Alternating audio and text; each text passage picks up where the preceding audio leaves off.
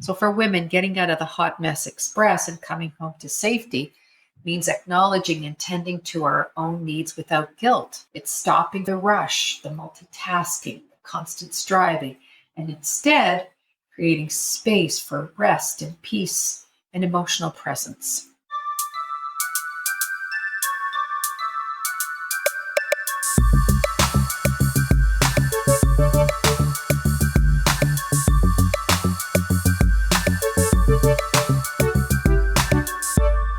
Hey there, this is Women on the Brink.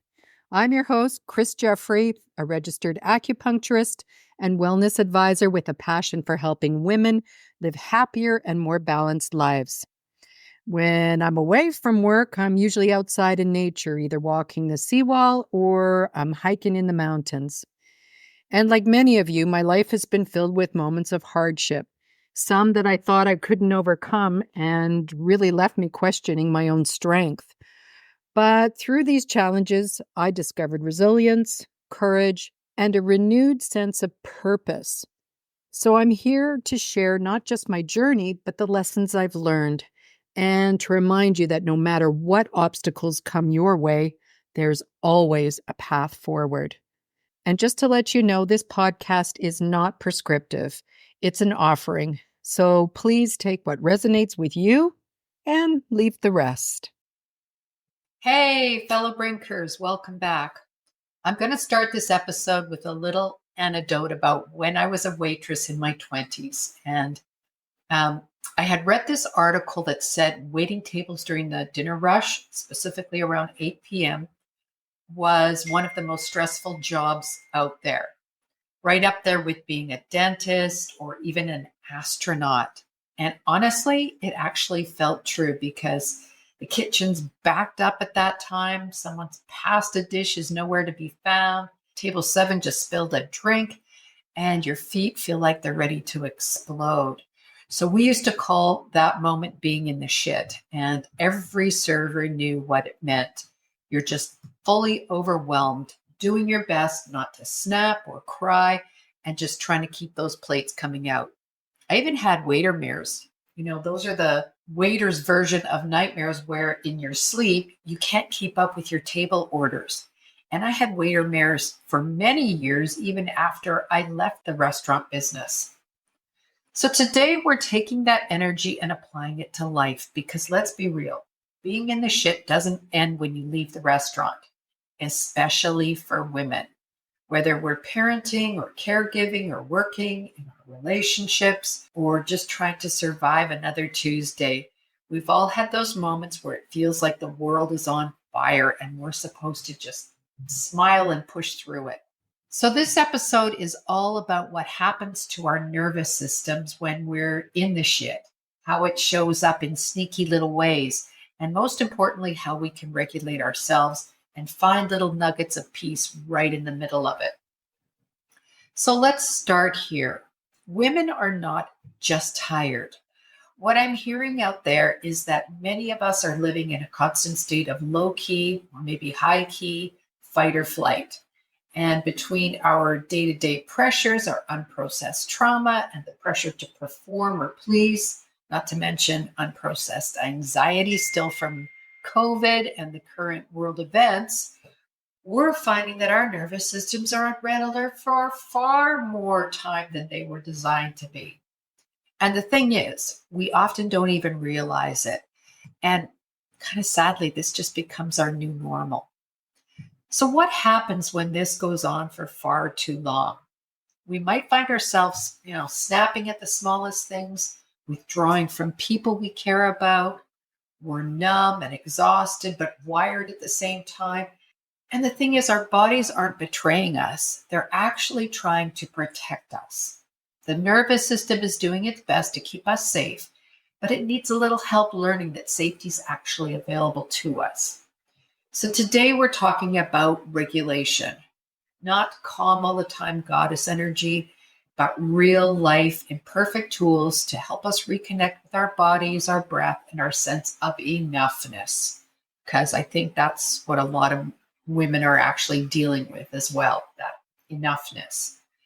Okay, so let's break down how the nervous system works. No medical degree required here, and it's stuff I've talked about before in other episodes. So this is really just a little bit of a reminder. So your nervous system is basically your body's internal surveillance and response system, and it's constantly scanning for danger or safety, kind of like a built-in security guard. So it has two modes, the go mode and the rest mode. The go mode is called the sympathetic nervous system, and it's what kicks in when you feel stressed or threatened or overwhelmed. That's when your heart races, your muscles tense, your breath shortens. This is your fight, flight, or freeze mode, and it's designed to help you survive. Like if you're running from a tiger or trying to make dinner, respond to emails, and process your latest existential crisis all at once. Same thing. Then there's the rest and restore mode, known as the parasympathetic nervous system. And this is when your body feels safe. You breathe deeper, your shoulders drop, your digestion improves, and your brain gets clearer. You might feel creative and grounded and connected, kind of like yourself again. The thing is, most women today are stuck in go mode all the time. And that's not because we're weak, but it's because our lives and our cultural systems are designed in ways that keep us alert and busy and performing. And that constant buzz of do more, be more, fix it all. That's your nervous system saying, I think we're still being chased by the tiger. So the goal isn't to eliminate the stress because there are things that aren't going to go away. So it's really how to learn to shift back into rest mode more often, to show your body that you're safe now. And when you can do that, even in small moments, you start to feel more like you again. So this is about remembering that we're never broken. It's the system we live in that's broken. Because regulating our nervous system isn't about calming down. It's about seeing things with clarity and developing our creativity and our sensuality and our ability to respond instead of react. And that is what is really revolutionary during these challenging times. So take a deep breath, unclench your jaw, and let's unravel this, starting with the emotional side of things. Chronic stress doesn't just make you feel busy or a little off. Over time, it can make you question your self-worth, your competence, and even your identity because it erodes confidence and it shrinks joy. And worst of all, it can convince you that this is just how it is now. Physically, chronic stress is kind of like rust on the inside. It can lead to sleep issues, digestive problems, hormonal imbalances, weight changes, headaches, chronic fatigue, and many, many more things. Your body gets stuck in survival mode, and you have all this cortisol pumping constantly. So instead of healing and restoring and creating, it's bracing. Even your immune system takes a hit, like mine did with the autoimmune problems I've experienced. And when that goes on for months or years, it wears you down. So the truth, you're not lazy, you're not broken, and you're not overreacting. You're overextended and undersupported. And your nervous system is crying out for safety, connection, and rest. So even for me, now that I'm in my 60s and my kids are grown and I'm semi-retired, from the outside, it looks like life should finally be slowing down. But on the inside, I know I'm still carrying decades of stress. Years spent over-functioning for my family, years of being the emotional glue, the fixer, the one who kept everything afloat, even when I might have been falling apart inside. And now that I have more time, I'm noticing all of those things that I used to push down. There's been a tightness in my chest, and I'm constantly clenching my jaw. I get these little waves of anxiety that appear to come and go. And I was having a lot of trouble relaxing. Not because I didn't want to, but it was just like my body had forgotten how to. So I began experimenting with small things, breath work in the morning, saying no more often, stopping to try and fix everyone else's discomfort, sometimes crying without apology, and choosing what feels good instead of what looks good. And slowly, I began to feel a little more space inside myself. And now I realize that my nervous system is no longer bracing for impact. It's resting and it's trusting. Finally, I'm feeling more at home in my body. And what I've discovered is that chronic stress doesn't just wear down the body and mind, it really disconnects us from our spirit. When we're constantly in survival mode, we lose access to that quiet, rooted part of ourselves that knows who we are beyond the to-do list. And we stop feeling that awe for life. We stop trusting our inner voice. We might feel emotionally flat or spiritually numb, like we're just existing instead of living.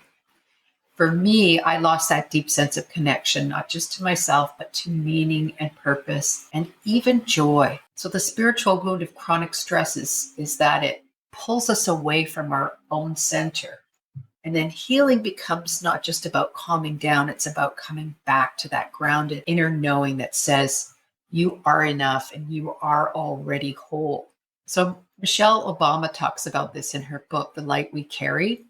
She opens up about how the pressures of public life and motherhood and how constantly being in the spotlight affected her, not just mentally and physically, but also spiritually. And she shares in the book how she began to come back to herself through what she calls the small tools, simple little rituals like knitting, walking, connecting with friends, and just really respecting her boundaries. And she didn't wait for the stress to completely disappear. She found ways to create space for her spirit within the chaos. And in doing so, she reminded so many of us that healing is possible. So stay with us after the break because we're about to dive into the sneaky signs that show up when our nervous system is dysregulated. You know, the ones we often brush off as just being tired or in a mood. So we'll talk about how to manage our nervous system while we're in the shit, what to do once we've made it home from the shit, and how to actually ask for support from a friend or a partner or anybody who's safe to us when we can't regulate ourselves. So this next segment is all about some actionable tips to help you along the way. Join us on our website for articles from our podcasts at www.womenonthebrink.net. There you'll find extra tools that can be used to raise self-awareness and build resilience. We want to make this experience as interactive as possible for you Brinkers. So join the forums, introduce yourself, and share your stories.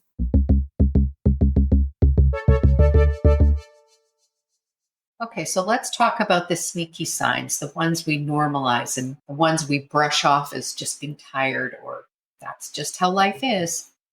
So here we go. You might be chronically wired but exhausted. So it's like you're running on fumes, but you also can't sit still. You feel jumpy, irritable, or oversensitive to sounds or mess or to other people's energy. Like everything is just a bit too much. Or you're emotionally flat. You know, you're not falling apart, but you're definitely not feeling anything much either. And you're going through the motions, checked out, numb. Or you might be compulsively scrolling, snacking when you're not hungry, or constantly needing noise, distraction, or background stimulation. Anything to avoid sitting still with yourself. Maybe you can't cry, or you cry way more than usual, or you over apologize, or you over control. Maybe you get sick more often, have some weird gut issue, or if you have a period, it starts doing strange things. And maybe, this one's big, you feel guilt or discomfort when things are actually calm because your body's so used to the chaos, calm feels suspicious. None of these things mean you're broken. They're just signals. They're just clues from your nervous system that it's been living in defense mode for far too long and it needs help getting out of the hot mess express, which is all about coming home to safety. And coming home to safety, this is really about creating a sense of emotional and physical security within yourself. And it's a feeling that no matter what's happening in the external world, you're in control and you're supported. It's about being in a place where your nervous system feels safe enough to relax and you don't feel like you have to be on constant alert. So for women, getting out of the hot mess express and coming home to safety means acknowledging and tending to our own needs without guilt. It's stopping the rush, the multitasking, the constant striving, and instead creating space for rest and peace and emotional presence. And it's letting go of the old patterns of stress and perfectionism and people pleasing and giving ourselves permission to feel grounded and whole in the present moment. So it might look like, setting boundaries to protect your energy or taking time for real rest, not just passive distractions like scrolling or TV.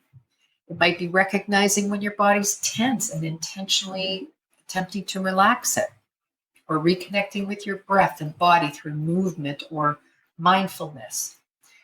Or it could be allowing yourself to be a little messy, to feel those emotions and to not always have to fix everything. So it's really a kind of a spiritual return to yourself. And it's not just a one-time thing, but an ongoing practice. Coming home to safety doesn't mean like life suddenly becomes perfect or easy.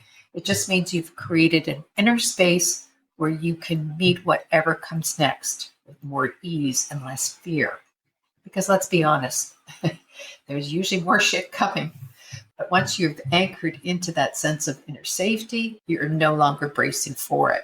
You're grounded, you're more resilient, and better able to move through the chaos without losing yourself in it. And, that's really what coming home to safety and leaving the shit show syndrome feels like. It's finding a moment of stillness inside yourself, even when the world feels loud and overwhelming. So for me, I actually created a physical space that represents that feeling. I bought a cozy chair that I chose intentionally where I go to write or reflect or decompress. And it's my personal cue for calm. Now, I live alone, so it's easier to step into that space without distraction. But I know that it's not everyone's reality. When my daughters still lived at home and I needed a moment to rest, I'd hang a sign on my bedroom door and it said, "Meditation in progress, please do not disturb." And that simple act became a boundary. It was a message that I needed time for myself. And they respected it. Because, here's the truth. We teach people, our friends, our families, and even our kids how to treat us by how we treat ourselves. So creating space for calm is not a luxury. It's actually a powerful form of self-leadership. And if you do live with a partner or a trusted friend, they can play a powerful role in your nervous system regulation. So in those moments of stress, their simple presence, like a hand on top of yours or a steady eye contact, a calm voice, can help your body feel safe. And this is known as co-regulation. It's the process where one person supports another in managing their emotional state or their energy or their nervous system. And it's not about fixing anything. It's about offering calm and comfort and safety through physical presence and through emotional attunement and intentional gestures. So these kinds of relationships are especially helpful when one person can stay grounded and emotionally available, offering an anchor when the other feels unmoored. And the beauty of co-regulation is that human connection itself, whether through touch or tone or simply being with somebody, is a tool for healing. And over time, the more we experience this kind of attuned support, the more we learn to self-regulate. And it builds emotional resilience and deepens our capacity for connection. And it just lets us know that we don't have to do it all alone. So I'm going to put some suggestions on how to regulate yourself in the moment on our website, womenonthebrink.net, for you to refer to. But right now, I want to close out this episode by bringing up somatic awareness, which is one of the biggest game changers when you're getting off of the cortisol roller coaster. This is all about noticing what's happening in your body without judging it. So that tight jaw, those clenched shoulders, that shallow breath, it's all your body waving little red flags saying, "Hey, I need some attention down here. Help me. Please help me." This is about bringing awareness to where you're feeling the stress. Is it a burning in your chest, a tension headache creeping in, a queasy stomach that's trying to whisper something your brain is ignoring? Because these aren't just random discomforts, They're your nervous system's love language asking for care. So when we pause to feel them, to take notice without trying to fix or escape or deflect or justify them in some way, the body gets the message that we're listening and it starts to soften. And stress isn't always loud, so really paying attention to those places with curiosity instead of panic is where the magic happens. So let's do a really short somatic practice right now that might be useful the next time you feel yourself spiraling. So if you want, you can close your eyes, place one hand on your chest and one on your belly. And just take a slow inhale through your nose and feel your hands rise.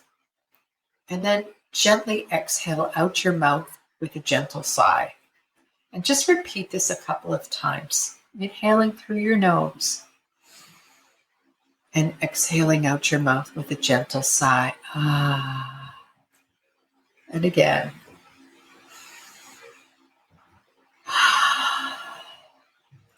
Now, scan your body and name what's there. Check your jaw, check your arms. What's going on in your stomach? Maybe it's your hips. Whatever's speaking to you, whether there's a tightness or a heaviness or a knot, gently breathe into that just for a moment. And just think to yourself, I see you, knot. I feel you, tight jaw. And I've got you, heavy arms. No fixing, no hustle, just feeling, just being. And stay with it until the sensation starts to dissipate. Okay? So it's actually that simple. It's really just closing your eyes, tuning in with a few deep breaths and exhalations, and then just acknowledging what part of your body is holding something. And then just allow it to. And watch it slowly lose its momentum. I think it's easy to think that regulating our nervous system requires some kind of major life overhaul. But in reality, the most powerful tools are often just the most simplest, just like what we just did. So, this exercise plus intentional breath work, gentle movement, co-regulation with someone we trust, setting clear boundaries, and even allowing space for joy, like singing and dancing and being creative, can all have a profound effect on our nervous system. But here's the catch. We're not meant to do it all alone. We know that self-care is very important, but it's community care that truly sustains us. And we really need each other, not just in the moments of crisis, but in the everyday. In the shared laughs, the knowing nods, the presence of people who remind us that we're not alone in the hot mess. That's where the real healing happens.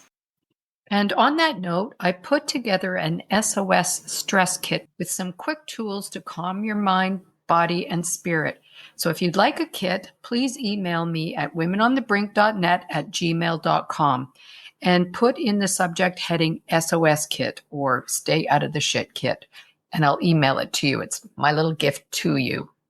So if you find yourself in the shit, whether it's at 8 p.m. with screaming kids or screaming customers, or life's throwing you curveballs left and right, just remember your nervous system isn't broken. It's just sounding the alarm. And now you've got a few tools to answer it with calm instead of chaos. You don't have to escape the shitstorm. You just need to know where your umbrella or raincoat is. So until the next time, stay gentle and grounded. And if you're dining out, maybe consider tipping your waitress a little extra because she's likely navigating her own nervous system while keeping it all together between orders. Thanks for joining. And I want you to know that this isn't just a podcast. This is a movement. So share this information with your friends and let's go, ladies.